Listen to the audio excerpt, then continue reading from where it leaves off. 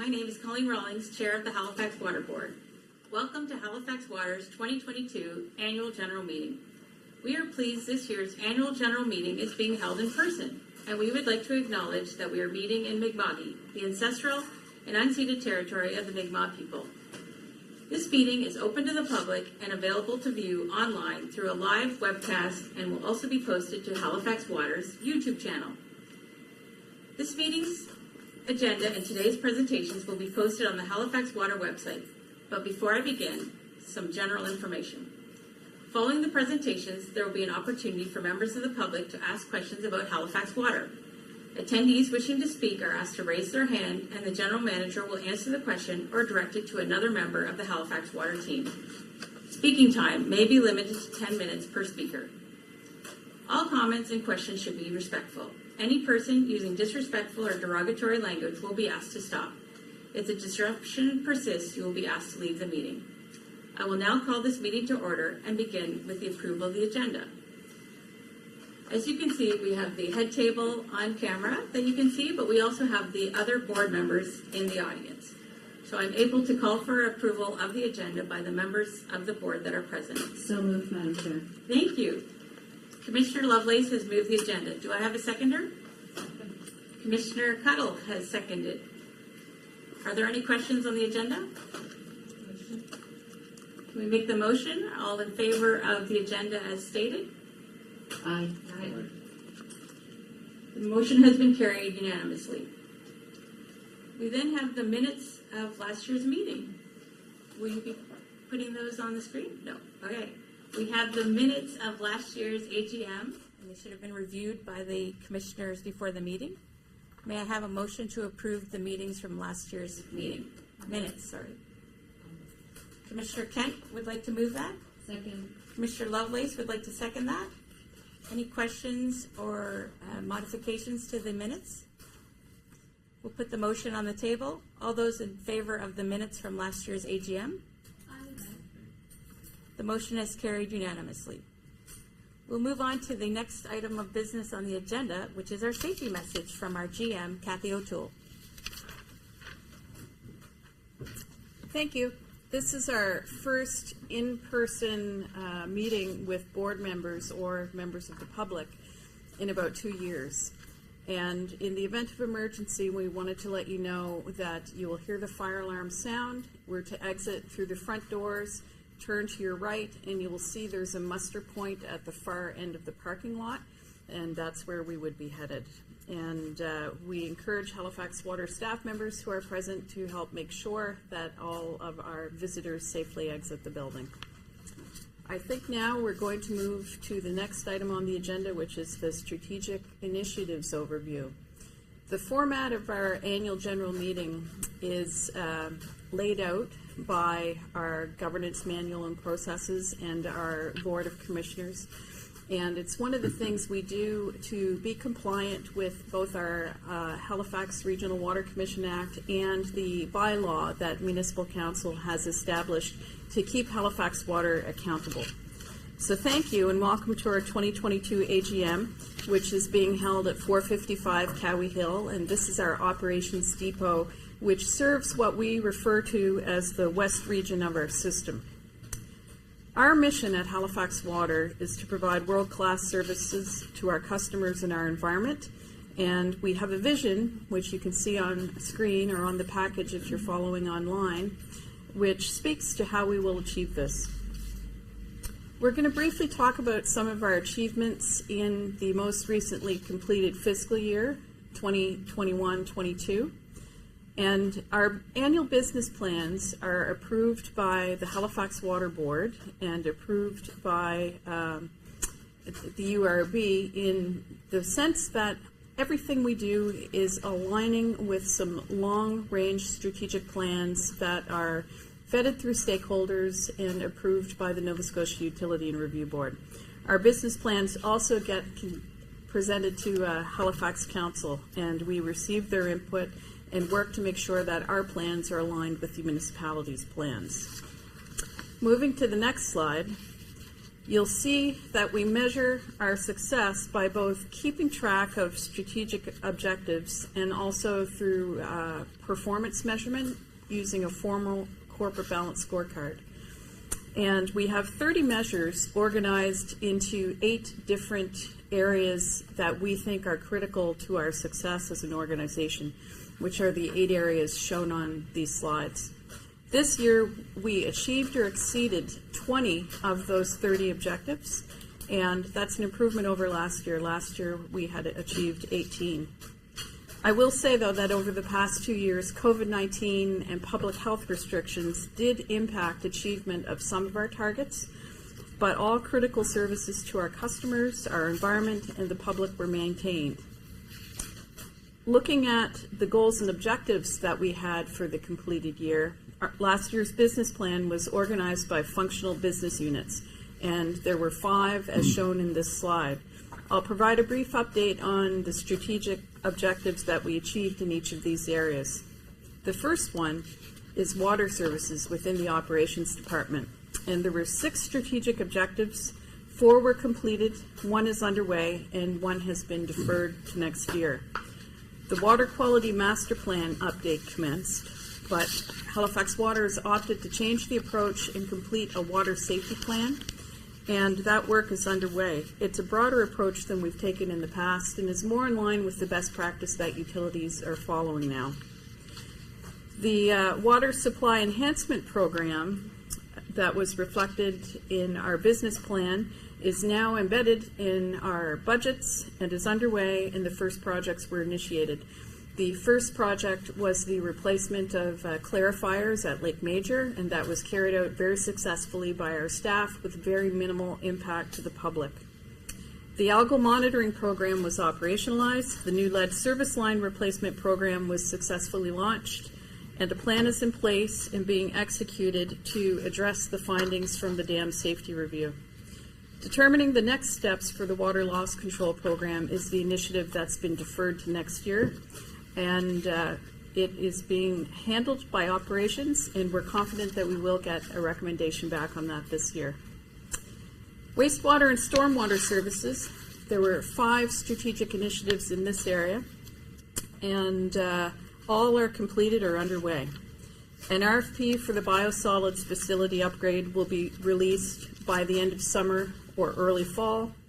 The wastewater research partnership with Dalhousie is underway, and also our wet weather management program, the projects were completed for this year that we had intended to complete. One big achievement this year is that the Nova Scotia Utility and Review Board approved the terms of reference for a wastewater treatment facility planning study, and a consultant has been engaged to help us with that, and work has commenced. Finally, the odor strategy approved by the Halifax Water Board last year has been implemented, and 2021 was a good year from an odor perspective. We had very few customer complaints with respect to odor. Engineering and technology services had 7 strategic objectives, and most of them were multi-year objectives that you can see get reflected in our current year business plan. We're continuing to work on optimizing capital project delivery, and Reid Campbell will talk about capital delivery in his presentation.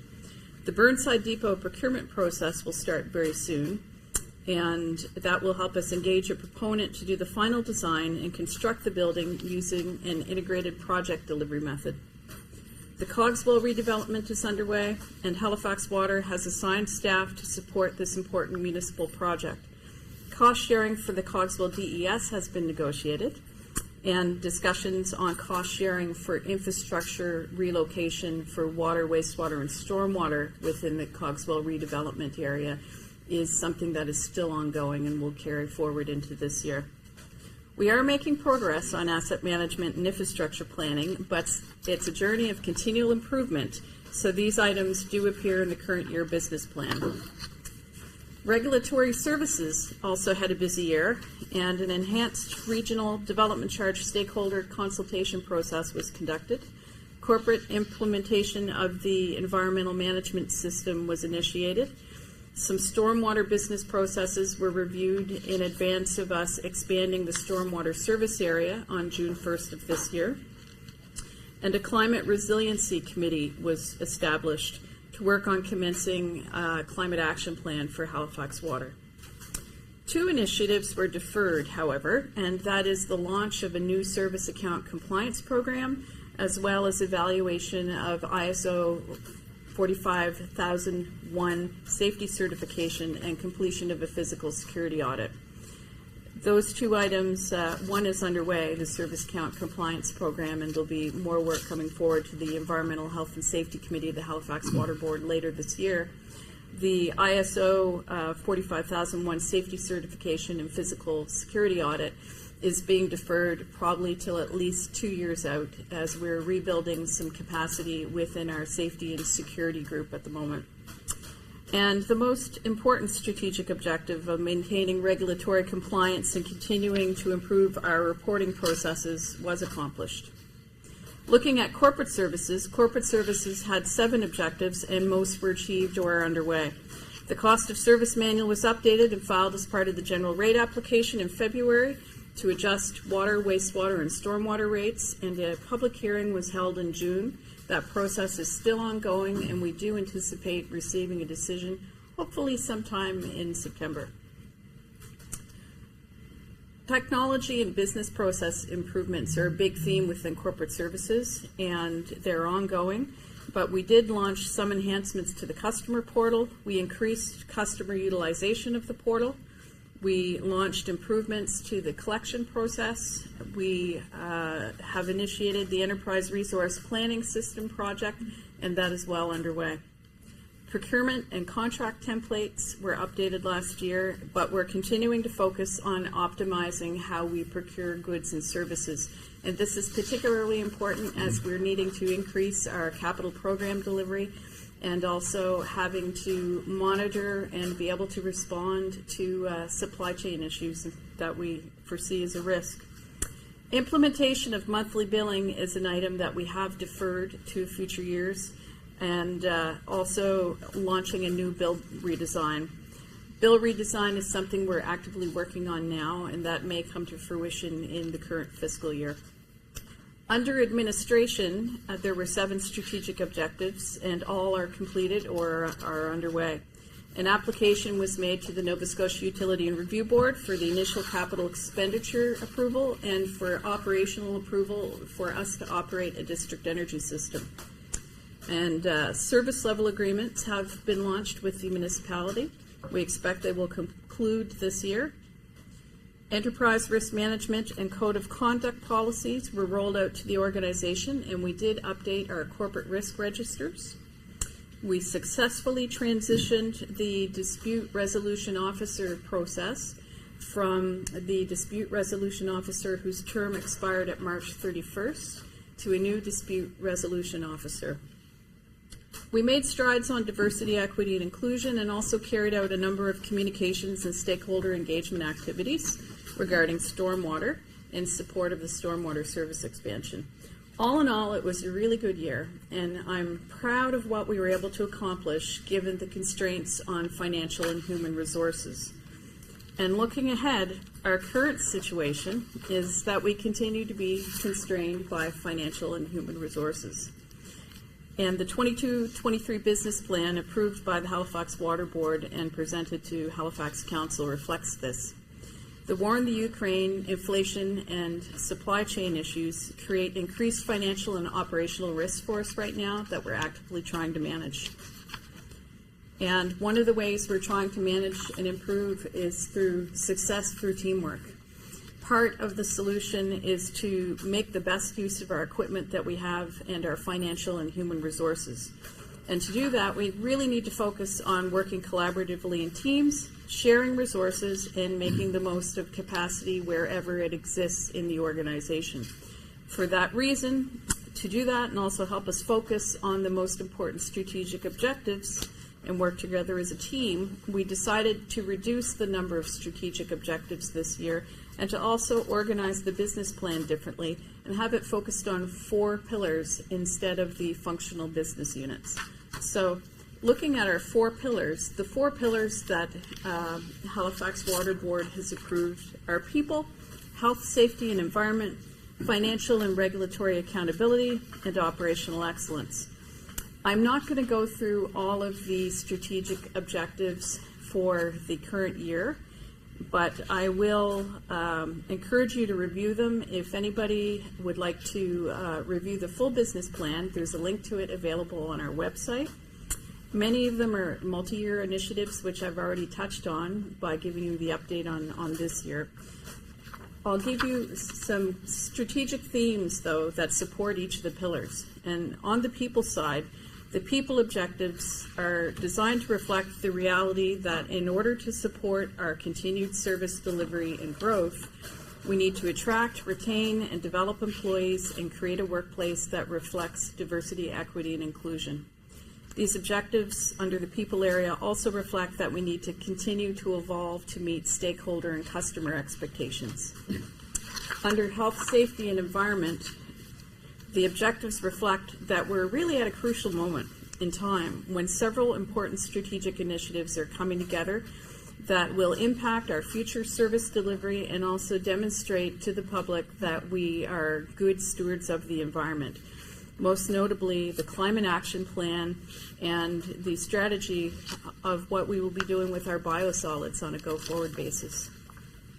Under financial and regulatory accountability, the objectives recognize that we need to meet expectations of our two regulators, the Nova Scotia Utility Review Board and Nova Scotia Environment and Climate Change. We need to increase capital planning and deliver the key projects noted on this slide.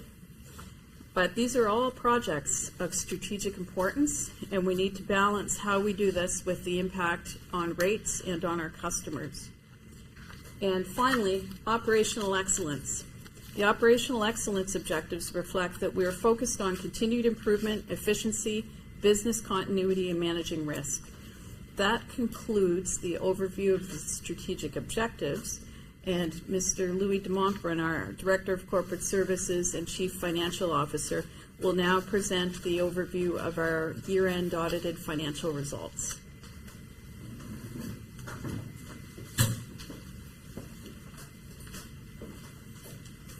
Thank you, Kathy. I'm Louis de Montbrun. I'm the Director of Corporate Services and the CFO.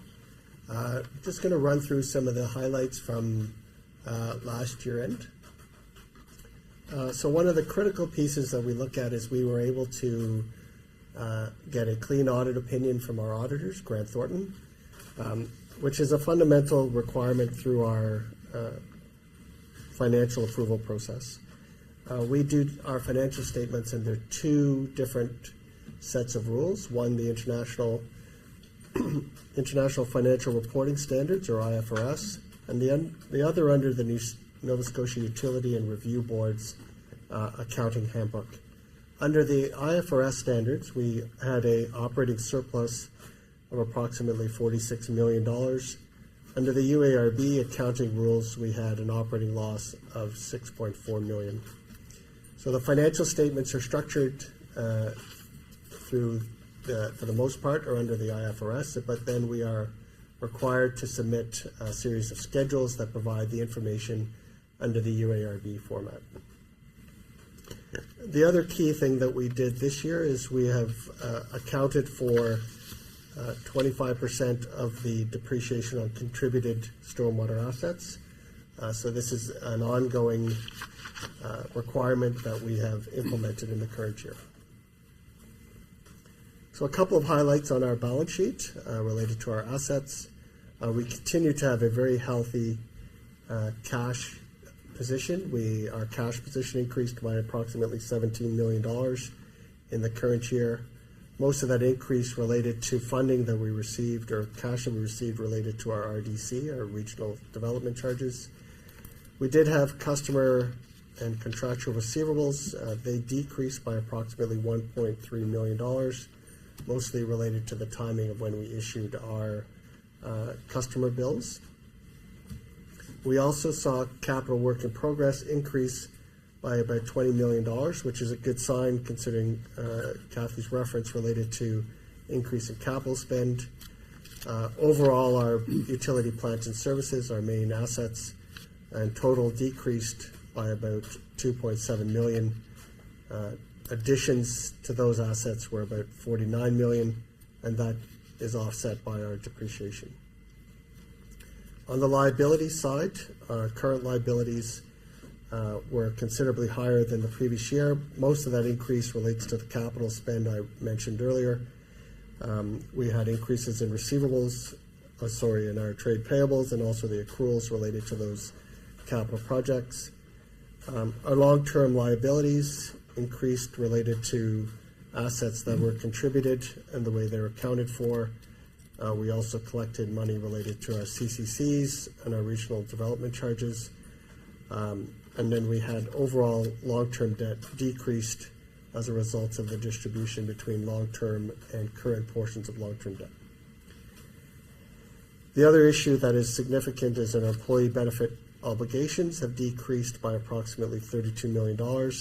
Those are related to the value of the assets and a change in the way the discount rate affects our liabilities. So this is the summary profit and loss statement, our earnings statement related to the IFRS format. Well, I will go through the revenue and expenditures in more detail. Probably the most significant item there that's unusual was the other comprehensive earnings account of $41 million. It's a significant change from last year, and that relates primarily to the way our pension plan is accounted for and the significant improvements we saw in the plan since our last actuarial evaluation. On the revenue side, we had approximately $150 million in revenue. Some of the key drivers of the revenue was we had an increase in our consumption year over year by about 1.2%. So we had water consumption in the range of 32.5 million cubic meters.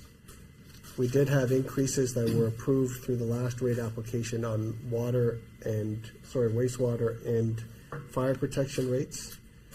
And in addition, the stormwater revenues would have gone up as a result of the work we did in improving the sidelight imagery and related to some of the adjustments that we had to make for revenue in the previous year. On the expenditure side, operating expenditures of about $152 million, an increase of close to $10 million from last year, mostly driven by chemical costs, salaries and benefits related to union and non-union rate increases in new positions. Our lead service line replacement costs increased about $700,000 from the previous year. Pension cost increased as a result of the actuarial valuation, and depreciation on our new assets, our utility plant and service, was approximately $1 million higher than last year. So this slide shows the reconciliation between our two forms of accounting. Under IFRS, I just went through, we have a surplus of approximately $46 million. The UARB loss I mentioned earlier was approximately $6.4 million. And we have a list of the key items that are different between the two. How the pension expense is accounted for, the way that debt principal is accounted for as an expense under Utility and Review Board and not under IFRS. We have different ways of accounting for depreciation and how assets that have been contributed are accounted for. Under the UARB handbook, we budgeted an operating loss of approximately $11.6 million. That loss by the end of the year was only $6.4 million, an improvement from budget of approximately $5.3 million. So sort of the key items that we have. So on this slide we show the water, wastewater, stormwater by our key services, the loss related to each. As I mentioned earlier, revenue went up due to increase in consumption and new customers. The fire protection charges and wastewater rates increased. I mentioned stormwater previously. One of the most significant items, or one of the key items that I wanted to reference, was related to debt service costs, went up year over year, as did the amount of the dividend grant in lieu of taxes that we paid to the municipality. In this year, we had a full year of accounting for the dividend on wastewater and stormwater assets. Previously, we only had a partial year. And my last slide is we also track our revenues and expenditures related to what is regulated, which is what's required under the Utility and Review Board, and unregulated lines of business that are not under the Utility and Review Board's requirements. So we had under regulated a loss of about $4.5 million, which was lower than last year. And unregulated activities, we had earnings of about $500,000, which is a decrease of about $300,000 from last year. Some of the key challenges that we are dealing with going forward, as Kathy mentioned, we're in the final stages of our rate application process. We have proposed rate increases in water, wastewater, and stormwater services. These rate increases are required to be able to offset the deficits that we are budgeting in the current year and expect to have in the following year as well. We have seen increased costs related to global factors and inflation, so we will continue to have to develop strategies to mitigate some of those increases in our costs. Organizational capacity has been mentioned by Kathy. We will be anticipating there will be an increase in costs related to that and those costs have been factored into our 22-23 budget. And we anticipate that will have an impact on our capital spend. On our capital spend, as capital increases our depreciation costs and our debt servicing costs. On the stormwater service expansion was approved by the UARB. We anticipate that will drive increases in revenue and also increases in costs to service those customers. Thank you.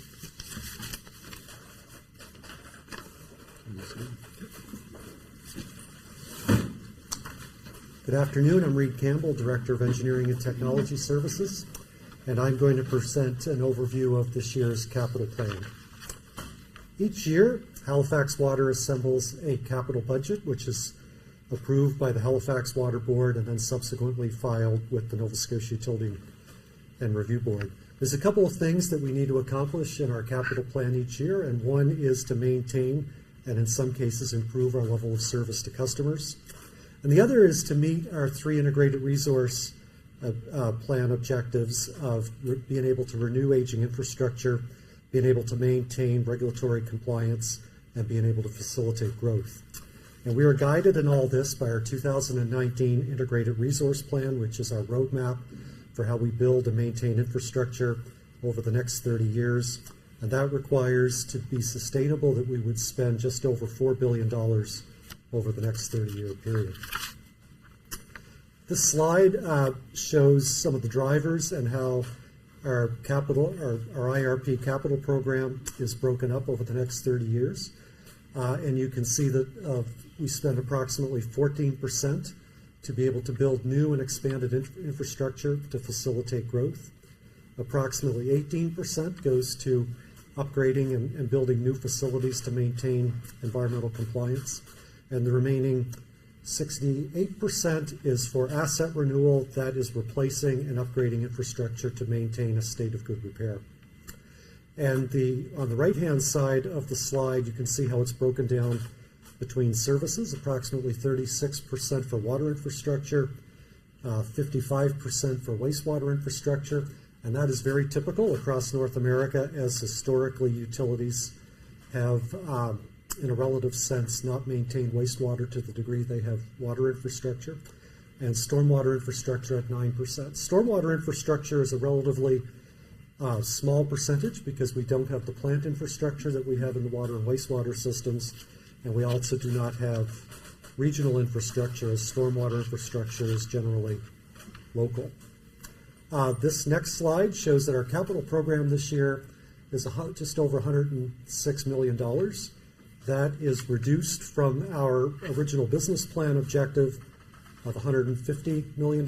However, we recognize that we have a internal capacity issue to be able to deliver our capital program, and we're going to be working on that this year, and also partly related due to supply chain and contractor capacity issues in the local area. But this year we're spending about $8.5 million on stormwater, about $52 million on water infrastructure, and about $45 million on wastewater infrastructure. On our water program, as I mentioned, we're budgeting $52 million this year. And here's some highlights of our program. The first one I want to draw your attention to is our Churchill Corridor transmission main renewal. This is part of a multi-year program to renew our 1850s vintage original transmission system from the Chain Lake area into the peninsula of Halifax. This project has recently had has been tendered. However, we are going to construct that next year instead of this year, and that's largely due to supply chain issues, primarily with our ability to obtain large diameter piping. Each year, we spend approximately $4 million doing routine water infrastructure upgrades. This year will also be year 2 of our lead service line replacement program, whereby we've assumed full responsibility of the cost of replacing customers' lead service lines, with a goal to replace all lead service lines in our system by 2038. We're also in year 2 of our water supply enhancement program, which is a 10-year program to upgrade our 2 large water supply plants at Lake Major and Pockwalk Lake. And this year we're focusing on designing the new clarifiers at both water supply plants, and hopefully we'll be into construction within about a 12 to 18 month period. We're doing several reservoir projects at the moment, but most notably we are painting and renewing the Akerley Reservoir in Burnside Industrial Park, and we have a significant capital budget requirement to maintain and relocate infrastructure associated with the Cogswell District project. On the wastewater side, we have our annual program to do trenchless rehabilitation of the wastewater collection system. This is to rebuild structural capacity in some cases, in some cases to reduce rainfall-derived infiltration in the wastewater system. We do a large number of programs each year integrated with Halifax Regional Municipalities' Streets program. We have a program each year to do several wastewater pumping station upgrades, and this year one of the significant ones is the Bissett Road Pumping Station in Cole Harbour. That's an approximately $6 million project. We have a program to renew wastewater laterals to individual customer properties. Currently, we are constructing a combined sewer separation program in the South Park and Cathedral Lane area just off Spring Garden Road. That project is underway. We are continuing a project at our Halifax and Herring Cove wastewater plants that we started in the Dartmouth plant, and that is to renew some of the internal process equipment, the lamella clarifiers and the fine screens, and that program was very successful at the Dartmouth plant in improving plant performance, and we're continuing it at the Halifax and Herring Cove plants. And once again, we have infrastructure relocations related to the Cogswell District project. In stormwater, we have a program to similarly do routine stormwater collection system upgrades. We also have programs to renew driveway culverts and cross culverts across the municipality, and we have stormwater infrastructure related to the Cogswell District program, and that's at a total of $8.5 million. Included in that $106 million capital budget are what we call corporate projects. These are projects that are not related directly to water, wastewater, or stormwater, but benefit all services and are funded proportionally out of the water, wastewater, and stormwater capital projects. We're in year 5 of our 5-year IT strategic plan. We have a corporate flow monitoring program which supports our asset management program, supports our wet weather flow program, and is key to helping us determine which wastewater projects we're going to take on. As Kathy mentioned, our Burnside operations facility to be constructed in the Burnside Industrial Park is going to go to procurement in the coming weeks. And we also have an annual fleet upgrade program to maintain our fleet in a state of good repair. And this last slide is just a summary of the capital projects that I've talked about earlier. So with that, that's the end of the presentation. Madam Chair.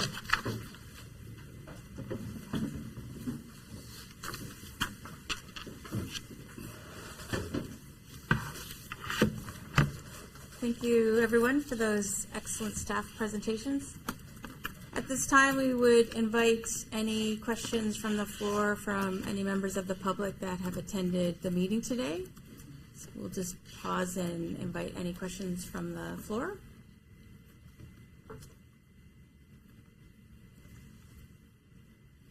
Seeing no questions, this concludes the annual general meeting. I'd like to thank you all for attending or watching the meeting online. And on behalf of the board, I'd like to congratulate and thank you to the Halifax Water team for another successful year. If I could have a motion to adjourn from a member of the board. Commissioner Zaharov. And that concludes today's meeting. Thank you, everyone.